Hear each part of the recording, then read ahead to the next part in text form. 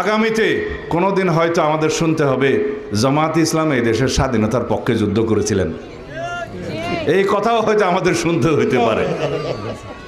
বাংলাদেশে আজকে নতুন করে মুক্তিযুদ্ধের ইতিহাস বলা শুরু হয়েছে।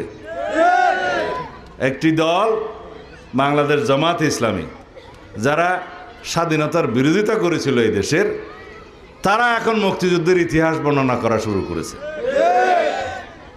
গতকালকে সেই দলের আমির সাহেব বলেছেন এই দেশের স্বাধীনতার ঘোষণা নাকি রাষ্ট্রপতি, শহীদ রাষ্ট্রপতি জিয়াউর রহমান দেয় নাই, তৎকালীন মেজর জিয়া দেয় নাই, কর্নেল অলি সাহেব নাকি দিয়েছে।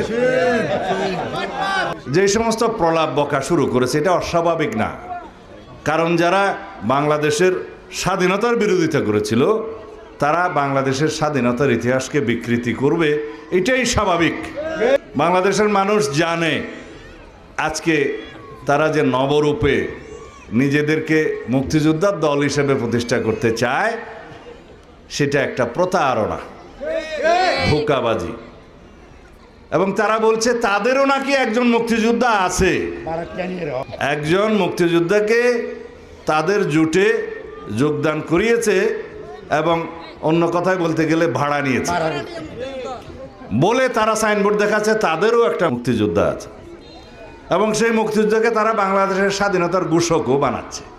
এদেশের মুক্তিযোদ্ধারা সেটা অবশ্যই মেনে নেবে না এবং তারা প্রতিবাদ জানাবে, আমি বিশ্বাস করি। এদেশের সকল জনগণ, দেশপ্রেমিক যারা স্বাধীনতার পক্ষের শক্তি, তারা প্রতিবাদ জানাবে, আমরা জানি।